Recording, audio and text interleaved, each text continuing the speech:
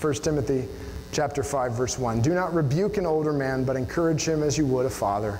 Younger men as brothers, older women as mothers.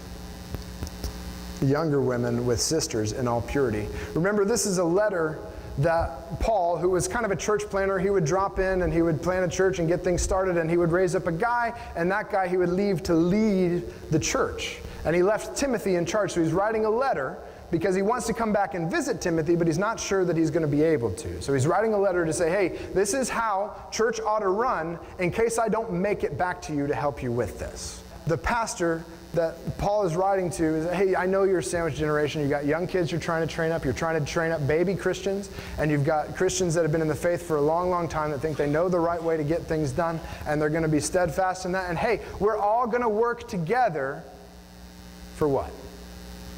What's the goal of coming together to church? There are things that the church is for, and it's not for itself, is the point.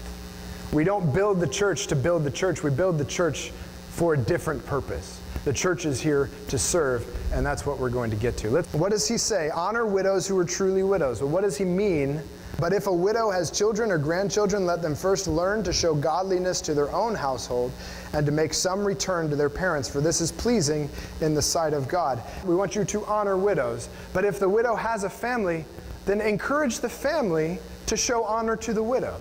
Why? So that the family can learn to show godliness. What better witness is it than for children who trust God to turn to their parents and say, let me take care of you? I can tell you it's weird to other people. She who is truly a widow. So what does he mean when he says truly a widow? She who is truly a widow is left all alone, has set her hope on God, and continues in supplications and prayers night and day. So the godliness for the widow is that if she's left all alone, if her husband has died, her children are gone, or they've abandoned her, whatever, if she's left all alone, who does she turn to? From the text, it says she has turned to God and doesn't cease praying day and night and offering supplication. This is somebody who has realized she's left all alone and says, God, you're my only hope. Like verse 8 comes back to the family. Hey, you ought to take care of your relatives. You got to show them honor. And honor is a word that's going to show up a couple of times in this text. What does honor mean? The definition includes value.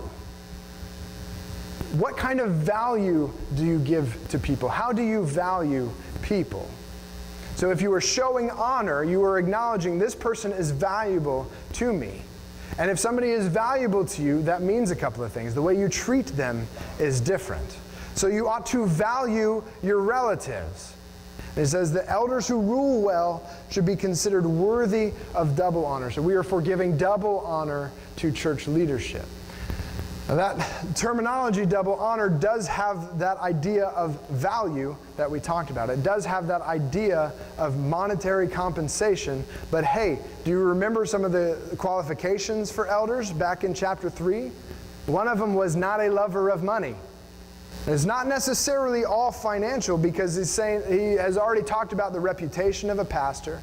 And so he might be saying that reputation plus compensation might be the double honor. He's not saying you got to pay a pastor twice what you're making. That just doesn't make sense. We're for honoring our family. We're for giving double honor to church leadership. And we are for giving all honor to our bosses. Whether you're doing nursing, or whether you're a mechanic, or whether you're in the dirt, like whatever it is, at the end of the day, do your work really, really well, because that points people to Jesus.